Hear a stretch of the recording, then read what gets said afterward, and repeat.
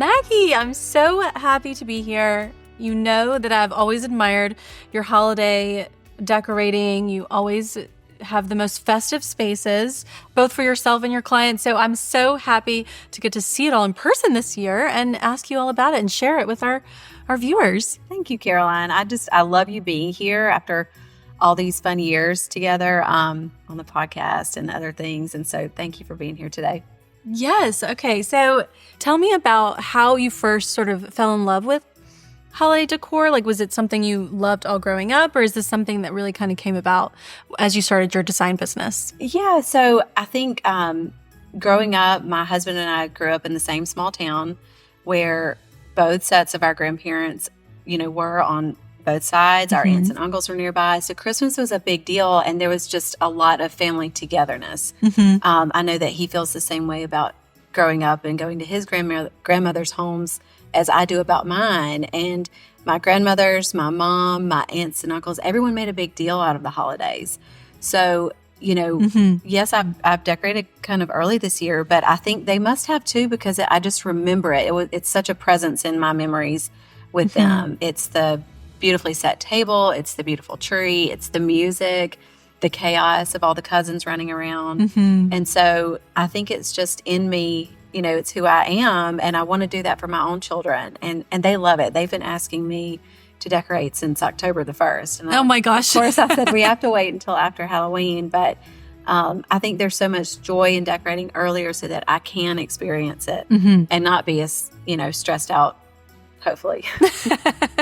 Well, it's nice to get to do it a little bit early so that you can, have it up and enjoy it for longer. So where do you start? I mean, do you start with a tree? Do you start with a color? What's your kind of jumping off point?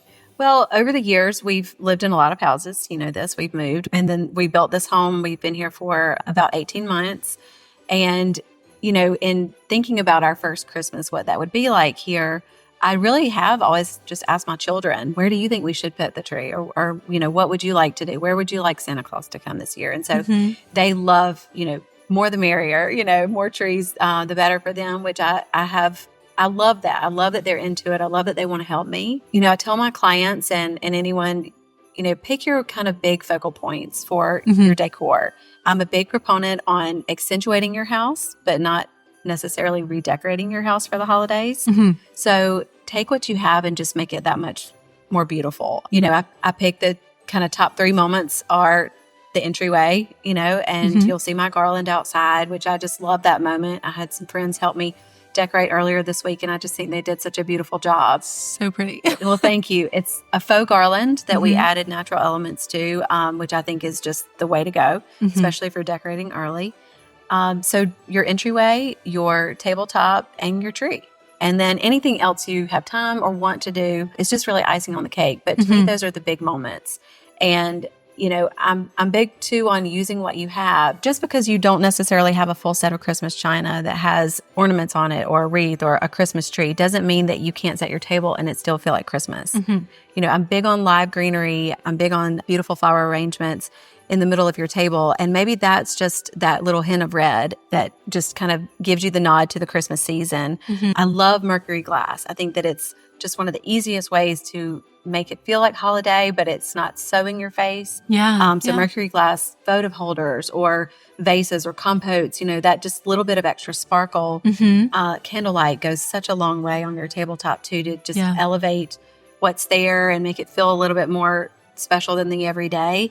But even just a simple bowl of Christmas balls, beautiful Christmas ornaments, kind of in the middle of the table too, can give you a big nod and a little punch towards the holidays, but it's not so literal. You're so right about the metallics. Mercury glass or silver or any sort of combination just immediately feels festive, even though it's something you could use year round. Right. Yeah. Break out the silver. Break out your beautiful trays. Polish your silver, as the holidays approach. I love a mint julep cup. That's such an easy one. It's just such a pretty little, something to put your flower arrangement on your bedside table or, your bathroom, your powder room. But I think that sometimes we get caught up in the literal translation of the green and the red for Christmas. And it's really more about just the warmth and creating those special touches in your own house, making it just feel that much more festive. Okay, you have this gorgeous tall ceiling in your family room. And so you can do this big tree. And I'm curious, is that a whole family affair? You have multiple trees. So which one is like the one you decorate with the kiddos and which one is sort of your special styled tree? So this is the first year that we've had our big 10-foot tree in the family room. I've had, different heights trees over the years, and this is the biggest one, and I love it. I think it takes up such great space. It has such presence, and, it's just nostalgic to walk in and see the sparkle of a Christmas tree. The boys always want to help, but, after a couple broken ornaments, I say, I'll take over, or they just lose interest, honestly. Yeah.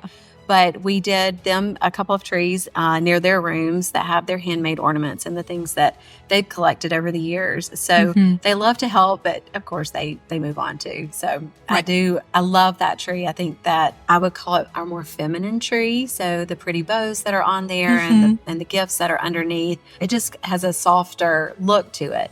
The tree here in the study, we call our more masculine tree. So it has a couple of antlers tucked in and more of the rustic color scheme. But I think it's just fun. And I love mixing ornaments that we collected along the way from our trips or even over the past couple of days as I've been decorating, just smiling when I open that up and say, oh, I remember when. I know. That is such a nice touch about reusing your ornaments every year and like remembering where they came from. In the big tree, I love how you did the bows. I've been seeing that everywhere, and I think it's such a fun way to maybe add in an extra like bit of color or whatever. So how do you think about color? Because you've added the blue bows, you've got the sort of red and pinks in your wrapping paper. Where does the inspiration come from for the color? And do you repeat every year or do you find something new? Well, for the most part, I reuse the things that I have every year.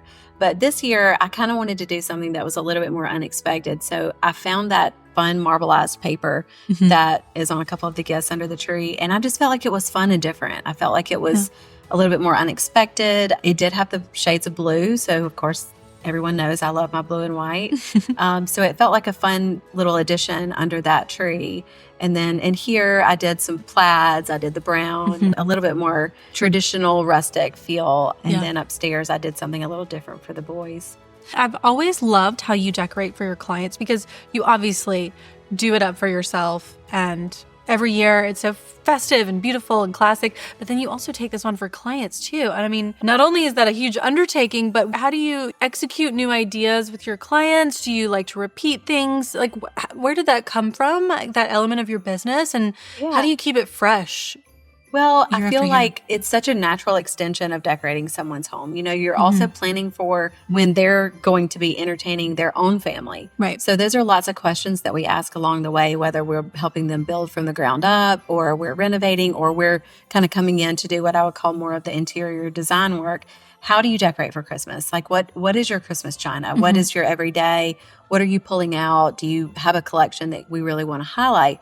And so those are natural conversations for me. I think that's, a part of what I love so much about building that relationship with my clients is I kind of get to know them, but I kind of get to know all their stuff too. True. So if we finish their home and then they call me and say, well, tell me what you would put on the Christmas table or come over and help me just decide, then I kind of already know what they've got in their stash, if you will. But again, it's about, I tell them the same thing I do for myself. Maybe we don't have to go out and buy a new set of Christmas china, or if you have something that's nostalgic that your children love, let's use it and maybe add some more modern touches to it to make it feel fresh. So, things like a beautiful silver charger, that's a very easy way, a silver plate charger that adds that little bit of sparkle.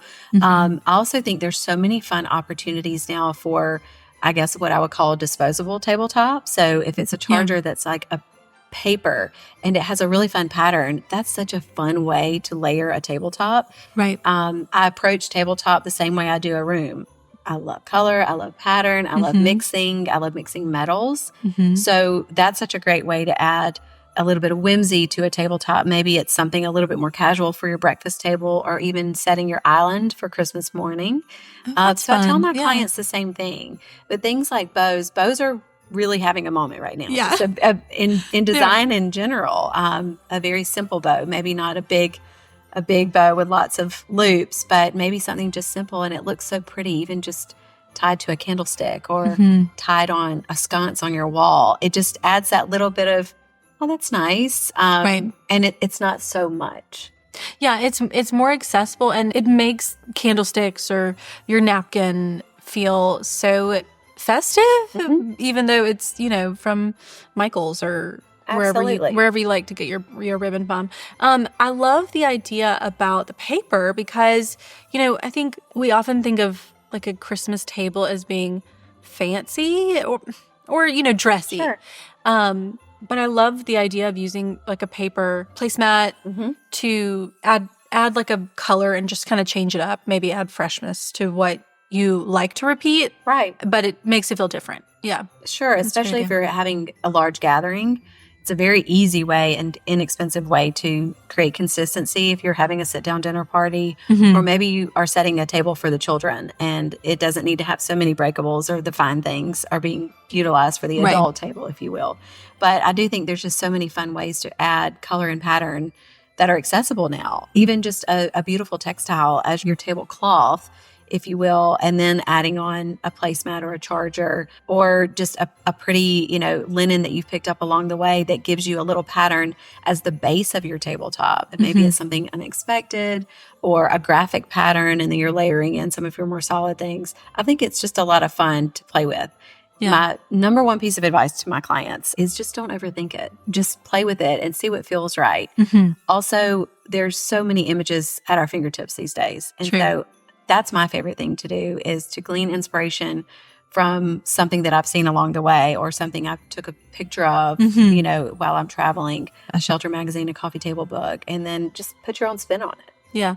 Do you go back through your own things that you've done year after year and like, oh, I did that once, I'm going to do that again? That's fun. I do, because I forget. There's so many things that I've pulled out over the years setting tables, a million of them. And so I'll go back and look through those photos and think, what was a fun combination? Let's do that again.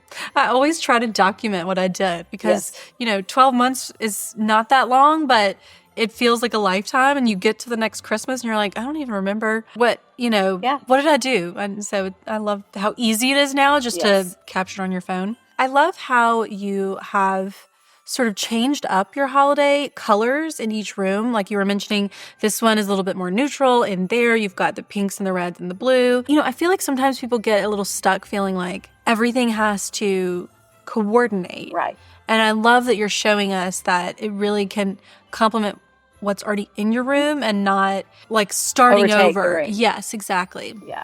Is that something you've always done, or is that something you've kind of like learned along the way? Well, a little bit of both. I think that not every home is conducive to a true red and green Christmas. It may not complement what you have. So maybe you're better in a more cranberry tone versus red, or maybe it's a sage green is more complementary to what you have. So I've kind of adjusted that myself along the way. A lot of your entertaining pieces are going to be truly red and green. Maybe you still have those, but what your basis is for the background of your room complements your house a little bit more. Yeah. So I do encourage you to kind of think about that along the way. Not every room is going to call for red and green plaid. It might actually kind of clash. Right. But tweak it a little bit for yourself. There's so many beautiful ribbon options out there now. So I think that even like chocolate brown is such a beautiful tone to use for the holidays. Yeah. And it looks good with so many other colors. True. Chocolate brown and red looks really beautiful together. Of course, blue looks fantastic, green. So I think that that's something that you can really play with yourself. The same for wrapping paper. It doesn't necessarily have to be Christmas-themed wrapping paper to feel like Christmas. Yeah, true. The marbleized, I imagine, probably isn't meant to be Christmas. Yeah. And I think marbleized papers in general are having a little bit of a moment too right now. You're seeing that a lot. Whether it's a charger or, again, like a disposable placemat or a napkin, or, I think it's just a fun little way to incorporate a lot of different colors. Okay, I know you mentioned that your family is not here necessarily in Gainesville, but I imagine you host a lot. So I'm curious how you've set up different areas of your home, knowing that you might be entertaining throughout the season, and I guess how that affects the holiday decor you've picked and kind of how you think about that. So when we were designing our home, that was a lot of the conversation that my husband and I had with our architect and our builder and then how we would sort of lay out the house. We knew we wanted to have outdoor space that was easily accessible for that party that maybe was a little bit bigger than your, everyday dinner party. But just to have that flow too. I think here in the South, we're blessed with our holidays aren't necessarily super duper cold. So, you can have the doors open, have a little breeze if you're having an afternoon gathering. But we've had several gatherings here already in our 18 months.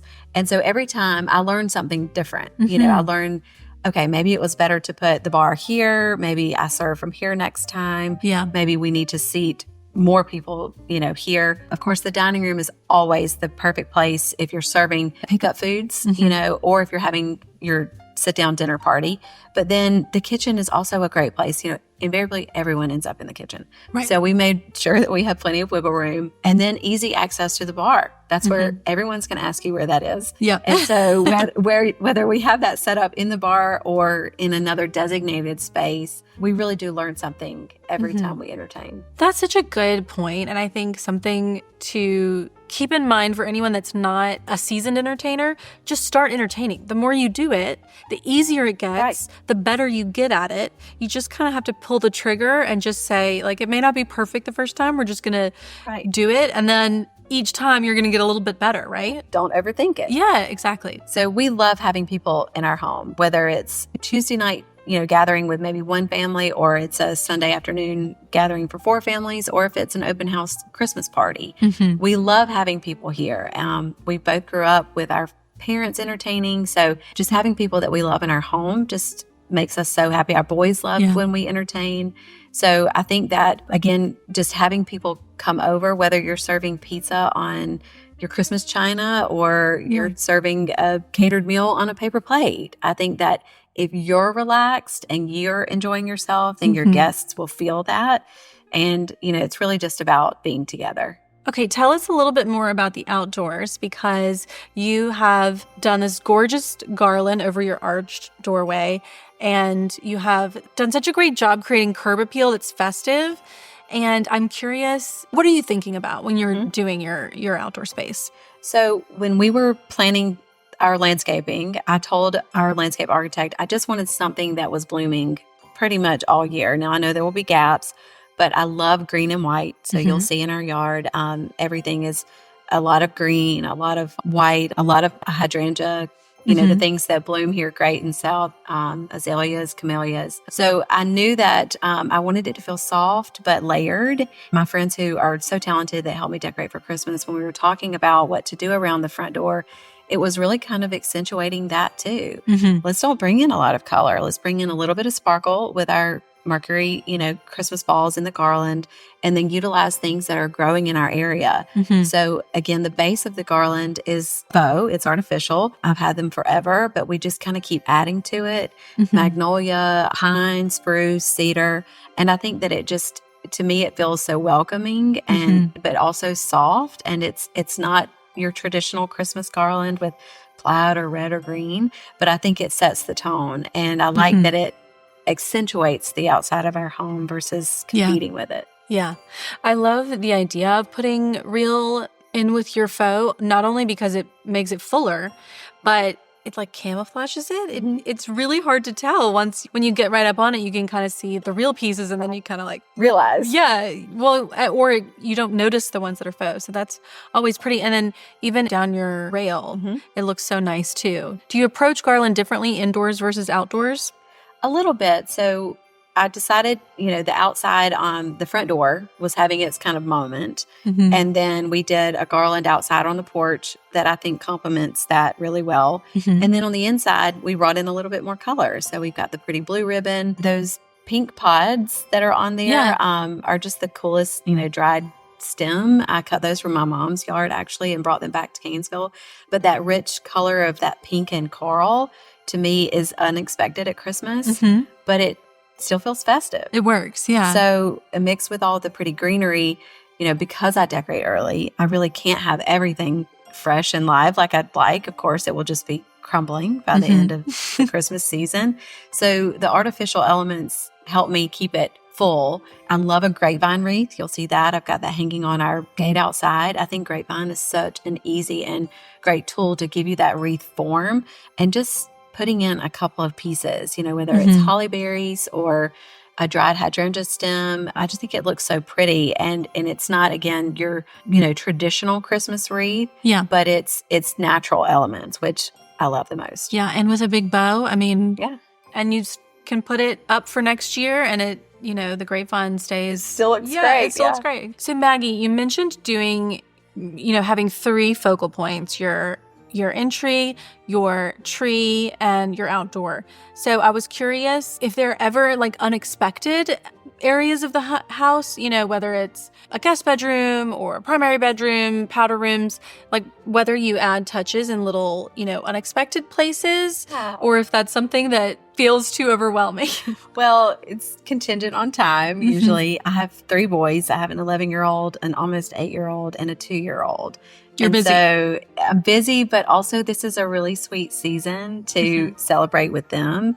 They love the holidays. They love decor. They all want a tree in their room. So I wasn't going to, I didn't have enough trees to do that for them, but they do each have a little nod to the holidays in their spaces. And so I just did something a little bit special in their rooms, and then I added a little flower arrangement, and they are so excited. Now, if you have a guest room, I think adding a little bit of touch of the holidays is really nice. And again, mint julep cups or, something a little sparkly is my favorite type of vase to just kind of give a nod to the holiday season. And so making sure you have a pretty little arrangement on that bedside table or on that vanity for your guests. I always try to make sure that the guest room is ready for the holiday season, because you never know. And like you mentioned earlier, we have lots of family that are out of town, so we love it when they come and visit. Then again, the powder room, that's a space where whether it's just a small arrangement, maybe it's a little nativity set, or even just a hand soap that smells like the holiday season, I think is such a nice way to just give a little nod. I love that idea, especially because something like hand soap or just an arrangement, even like an amaryllis or something that's just, going to last for a long time.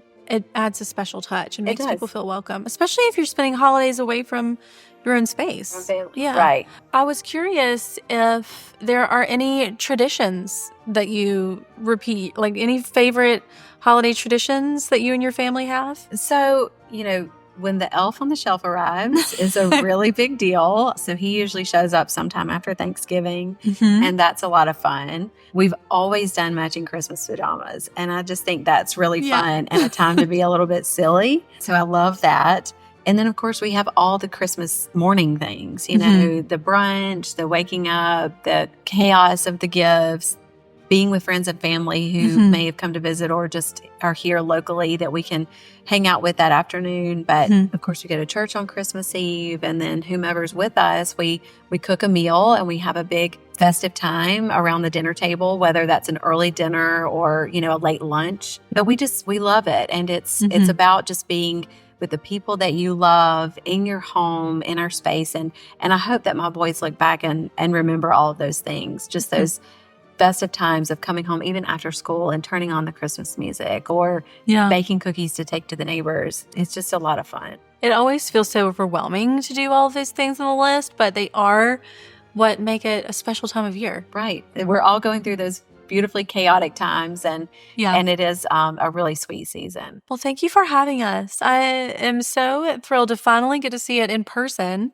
because I've admired it in photos for so long. So I am so grateful that you decorated early just so we could stop by. I know. Well, thank you so much for being here. For more house tours like this one, be sure to subscribe to the Ballard Designs YouTube channel and follow us on social media.